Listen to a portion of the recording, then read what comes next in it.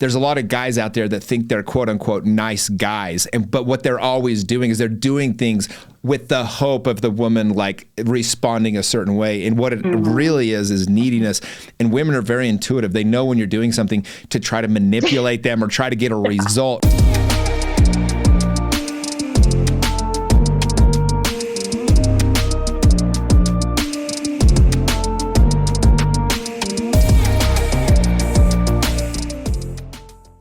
And so I always tell everybody, and it's a good life role in general, not just for relationships, is do everything expecting nothing. And if you truly do it, if you truly give everything without expecting anything in return, doors will blow open for you. Like you'll have opportunities, whether it's sexually, with your wife, with a woman, with a girlfriend, with whoever, or just with people in general, that they're going to want to reciprocate. It's very hard not to like somebody that's always doing things to make your life better. And so if you're doing it truly for that reason, you're just out here trying to make their life better, they're going to absolutely do things to try to help show you that they're appreciative of that. But the second somebody feels like they're being manipulated, you know, it's just gross. And women know that. They're very instinctual. And so I'm glad you said, but it's this idea that, you know, you're a nice guy because you're cleaning up the house, but then you kind of pout because you didn't get the blowjob or whatever, right? Or you didn't get the sex that night. And you're kind of like, whatever. You're just like, I'm just tired. I'm whatever. I mean, you see it in the movies a lot, but that's kind of that nice guy syndrome. If you catch yourself, quote unquote, doing things to be a good person, but you're not doing them truly because you want to, you just have the wrong energy. And that's what people are going to pick up on. God, that's so true. That's so true. I mean, you know, and it's the thing about it is like we as women, we love men to be in the leadership role. And I'm sorry if you're listening to this podcast and I offend you in any way, shape, or form, but men are designed to be leaders and women are attracted to masculine men who are leaders. If you want a feminine man, then act like a leader. If you want a man to allow him to lead, then you're going to get a masculine man. If you live in your feminine energy, you're going to allow him to be the man that you once started to date. But for men, you know, when you started to date us, you were leaders. Like you took the initiative and you set dates and you did things and you still hung out with your friends because you wanted to, and you went to the gym because you wanted to better your life, but that was a confident decision that you made. And something happens in marriage where the man starts to do things to please the wife, not because he genuinely wants to, but he's trying to desperately please her and mold into her life. And it's not attractive. It's not attractive to women. I just talked about this the other day, but like when you take your wife on a date or your girlfriend that you've been in a relationship with for a while, you know, say, hey, I want to go to dinner tonight at Cold Beers and Cheeseburger. You want to come? I'm going at 7. And like, that is so attractive. Like if you're a woman and you're listening, like, yeah, it's like you see it in the movies, right? They do it so well. It's like they leave a note. It's like, be ready at 7. Here's a dress or whatever. We're going out. Like I got plans. I love you know? that. Yeah, like shit like that. And every woman, all you have to do is pay attention to the women when that movie comes on. Every one of them's like, oh my gosh! Like it's like, okay, it's pretty obvious. One of the best compliments I ever got, I was dating a woman and we went on this trip and it was just a crazy trip. She goes, I love traveling with you because I truly get to just relax and be on vacation. I know you've got everything. I don't even know what the hell we're doing. I just know that you've planned it and it's going to be fun. It might not even be what I want to do, but the fact that I don't have to worry about it, I get to just be here and have fun. I freaking love it. And that's kind of what the feminine wants. They want to just be led. Yes. They want to know that their man has got this, you know? And if you want her to wear lingerie, here's the deal. Don't walk around and, sulking that she never wears lingerie. Buy freaking lingerie and bring it home and say, hey babe, I got this for you tonight. Like, put it in a pack. I mean, I would wear it. She'd probably wear it, to be honest with you.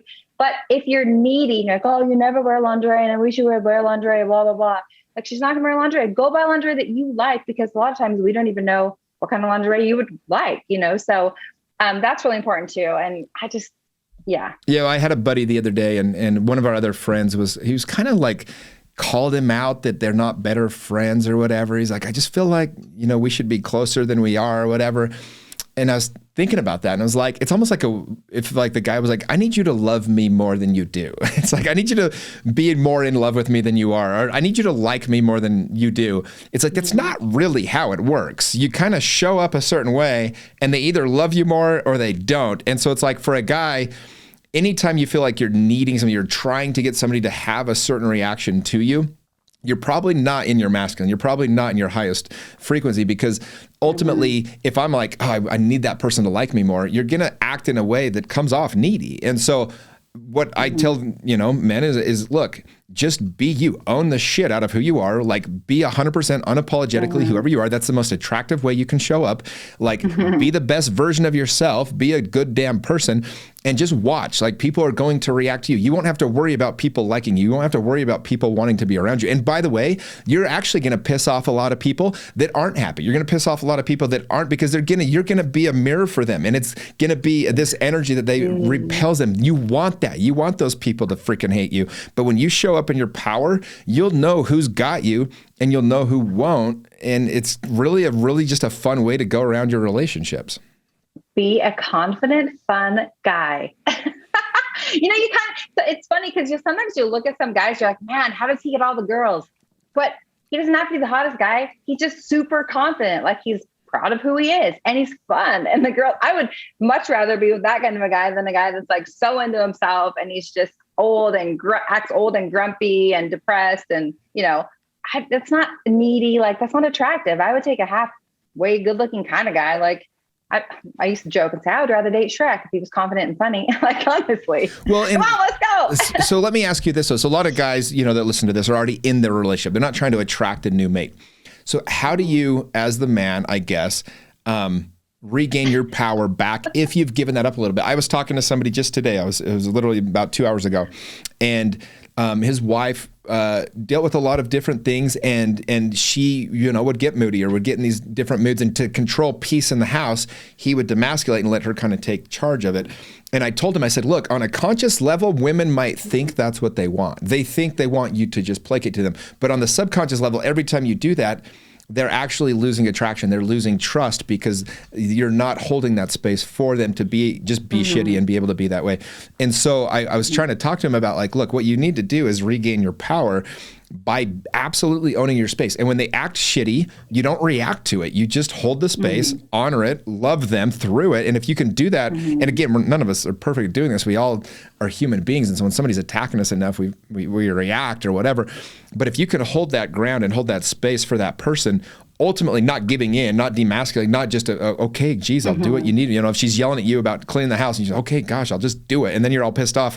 It's like that beautiful scene in the movie The Breakup when Vince Vaughn and Jennifer Aniston are fighting. I don't know if you've seen it or not. And she wanted him to do the dishes. And he's like, she's like, fine, you want to do the dishes? I'll do the damn dishes. He's like, no, I don't want to do that. He's like, I wanted you to want to do the dishes. And he's like, why would anybody want to do the dishes? It's like, and I said the dishes too. The whole scene is so perfect. It's like my favorite movie scene, but it really shows how the woman and the man reacts, right? Like, the man is just like, well, you just wanted me to do the dishes. Whereas the woman wanted to feel loved by the man doing it. It's a really good example. It's so funny you said that, because my ex-husband and I, we went to counseling for this because he would never do the dishes. It drove me crazy. I did everything and he would not do dishes. And so he sat as a counselor and he goes, Teresa, I don't effing care if there's dishes in the sink. It doesn't bother me like it bothers you. And I remember it clear as day. And I'm like, it doesn't. And the counselor said, I have a solution. Instead of paying me to come here and fight about who's going to do the dishes, why don't you guys get a housekeeper?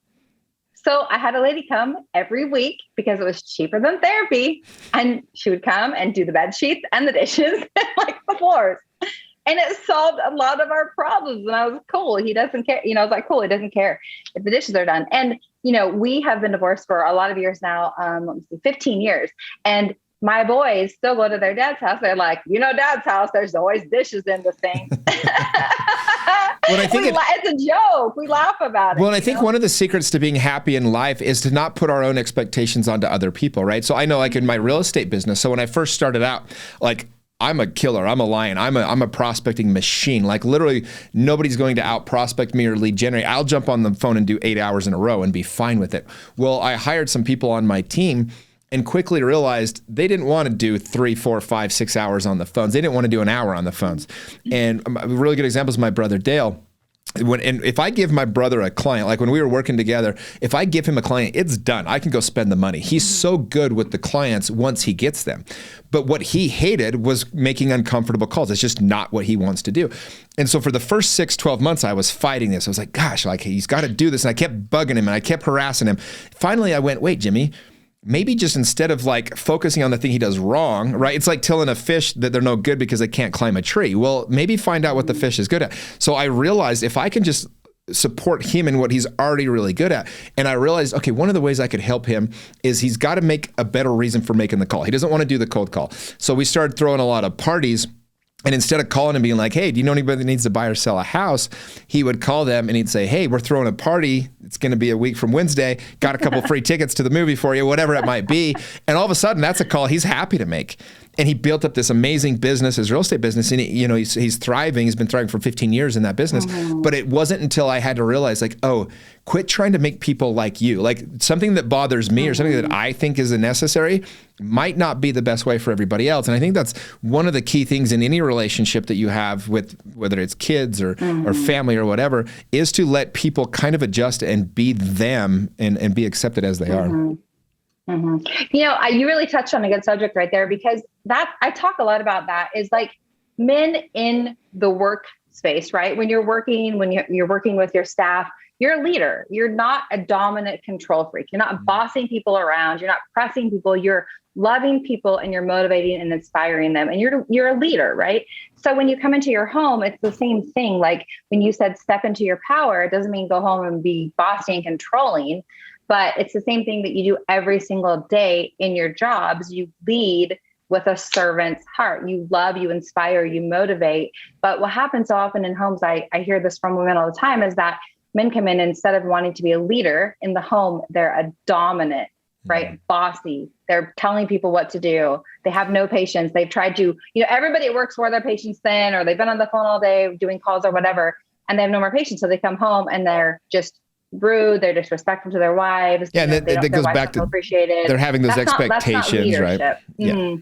Yeah. And a lot of women will tell you that their husbands are controlling or, I don't want to do this. And they won't budge on things at home. So that's not being a leader in the house, though. No, and I think that's the opposite of what it means to be in your, because masculine is supporting those people and holding the bank so that they can actually be free in their own energy. But yeah, if you come in and start bossing everybody around, you're putting these expectations of what you want them to be, what you want them to do. And nobody likes that, whether it's masculine, feminine in general. It's just,